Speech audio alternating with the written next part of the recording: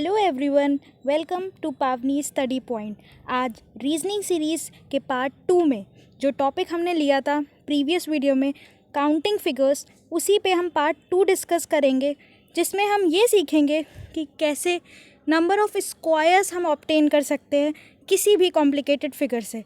I hope आपको मेरा previous video समझ में आया हो, और अगर आपको वो वीडियो अभी तक नहीं मिला है जिसमें हमने ये सीखा था कैसे हम नंबर ऑफ़ ट्रायंगल्स को ऑब्टेन कर सकते हैं किसी भी कॉम्प्लिकेटेड फिगर में, तो आप मेरे डिस्क्रिप्शन बॉक्स में जाके लिंक पे क्लिक करके चेक कर सकते हैं वो वीडियो। आइए देखते हैं नंबर ऑफ़ स्क्वायर्स कैसे ऑब्टेन कर सकते हैं हम किसी भी फिगर से। तो सपोज़ एक स्क्वायर हम ले लेते हैं, सिंपल सा स्क्वायर ये, ठीक है। अब स्क्वायर को निकालने के लिए दो मेथड, या तो क्या होगा कि वो स्क्वायर में रो और कॉलम दोनों इक्वल होंगे, या फिर क्या होगा कि रो और कॉलम दोनों इक्वल नहीं होंगे। तो मतलब दो मेथड चलेंगे। अब हमें दोनों मेथड्स को इंडिविजुअली अलग अलग अच्छे से समझना है।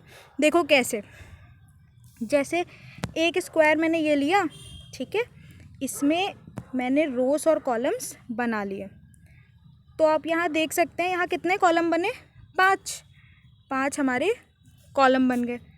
अच्छा, अब रोज़ बनाते हैं, कितनी रोज़ बनी, तो आप देख सकते हैं कि रो कितनी बनी, 4।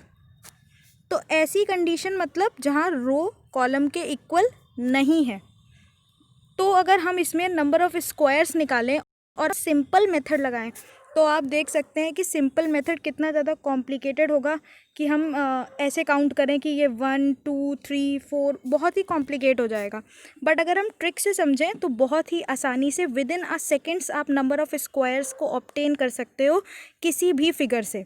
तो देखो कैसे, अगर आपको ऐसी कोई फिगर दी है जहाँ पे आपके रो और आपका कॉलम इक्वल नहीं है, जैसे यहाँ रो आपकी 4 है और कॉलम आपके 5 है, ऐसे में आप जो ट्रिक लगाओगे वो बहुत सिंपल है, बहुत सिंपल और बहुत इजी। बस आपको ये देखना है कि ये जो फिगर है ये कितने बाई कितने की मैट्रिक्स बना रही है। तो ये कितने बाई कितने की बना रही है, या तो आप इसको कहोगे कि ये 4/5 की बना रही है, या आप कह दोगे कि ये 5/4 की बना रही है। तो अगर ये 4/5 की बना रही है तो हमने उसको यहाँ लिख दिया ऐसे, ठीक।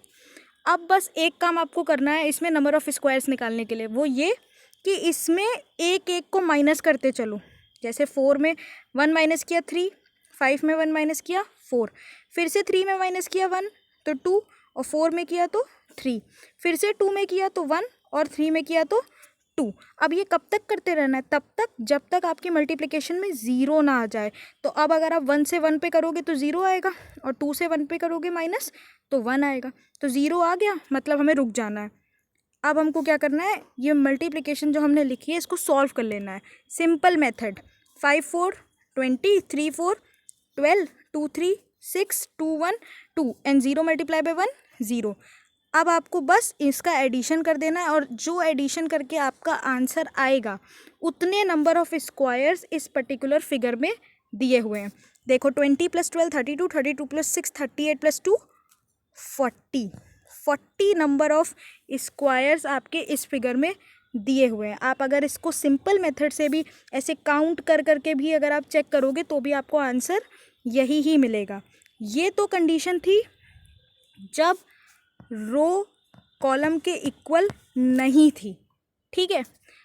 बट जो दूसरा मेथड आया, जो दूसरा टाइप आया, यहाँ मैंने कह दिया कि 1 2 3 4 4 कॉलम है और 4 ही रो है, मतलब रो भी 4 है और कॉलम भी 4 है। अब क्या करोगे, अब कौन सी ट्रिक अप्लाई करोगे, तो अब हम लोग कुछ नहीं करेंगे, बहुत सिंपल। जैसे ट्रायंगल में नंबरिंग करके हमने तुरंत सॉल्व कर लिए थे नंबर ऑफ़ ट्रायंगल्स, वैसे ही स्क्वायर में भी हम नंबरिंग कर देंगे। जैसे 1 2 3 4, इधर से देखो तो 1 2 3 4।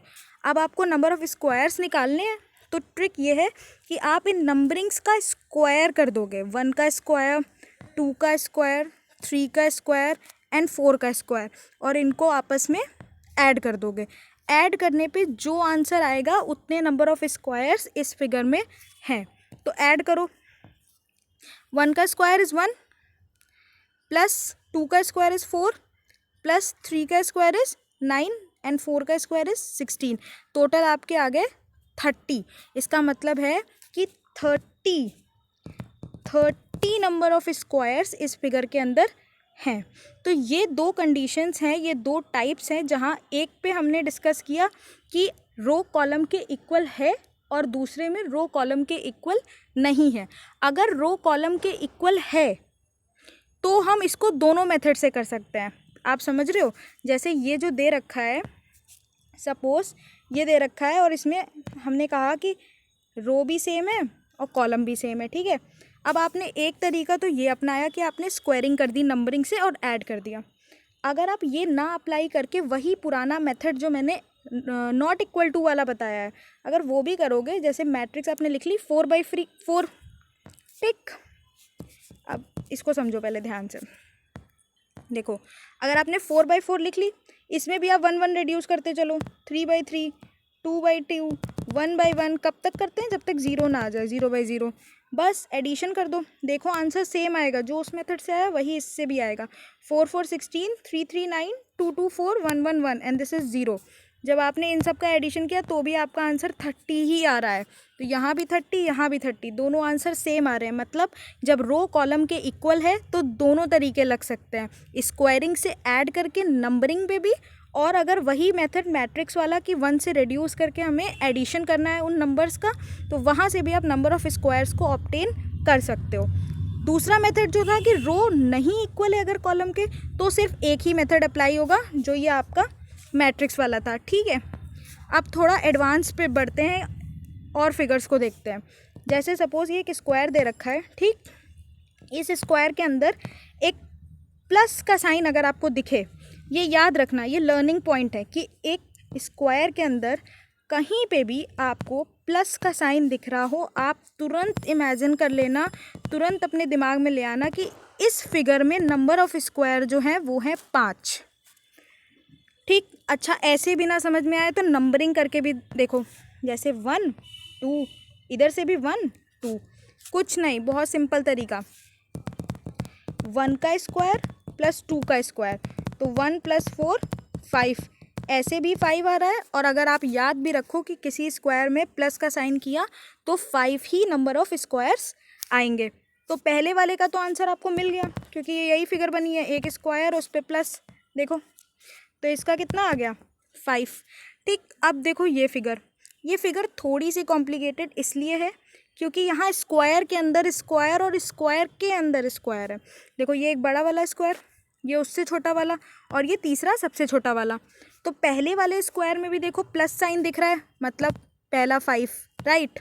दूसरे में देखो यहाँ पे भी आपको प्लस का साइन मिल रहा है, मतलब यहाँ पे भी 5, और ये छोटे वाले में भी देखो आपको प्लस का साइन मिल रहा है, मतलब यहाँ पे भी 5। तो क्या कोई कन्फ्यूज़न है इसको करने में? कोई कन्फ्यूज़न नहीं। अगर आपको मेथड आता है, कॉन्सेप्ट क्लियर है, तो बहुत आसान है।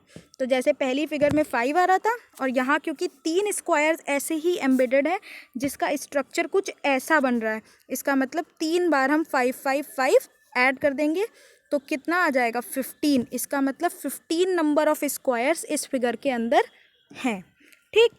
अब बढ़ो थोड़ा और आगे, ये थोड़ा और एडवांस लेवल। यहाँ पे देखो आपको एक स्क्वायर दिया है, उसको पहले डिवाइड किया, फिर उसमें 4 स्क्वायर्स बने, उसके अंदर और 4 बने। अब इस कॉन्सेप्ट को समझो, देखो ध्यान से देखो, अगर तो यहाँ रो और कॉलम सिमिलर है कि नहीं, तो काउंट करो, रो भी 4 है आपकी और कॉलम भी 4 है। तो मैंने कहा था जब रो और कॉलम दोनों सेम होते हैं तो हम क्या करते हैं, सिंपल मेथड अप्लाई करते हैं। क्या कि हम इनकी नंबरिंग कर देते हैं, जैसे 1 2 3 4, इधर से भी 1 2 3 4, ठीक। तो बस नंबरिंग करके इनकी हम स्क्वायरिंग कर देते हैं। तो मैंने वही मेथड अप्लाई किया कि नंबरिंग करके स्क्वायर कर दिया। तो जब स्क्वायर किया तो 1 + 4 + 9 + 16, टोटल कितना होता है 30 होता है, टोटल 30 होता है। अच्छा ठीक, क्या 30 आ गया इसका आंसर? नंबर ऑफ स्क्वायर्स क्या इस फिगर के 30 हैं? क्या इस फिगर के नंबर ऑफ स्क्वायर्स 30 हैं? जी नहीं। क्यों नहीं है? क्योंकि अभी तक तो मैंने सिर्फ नंबर रोज और कॉलम्स इक्वल है उसका निकाला।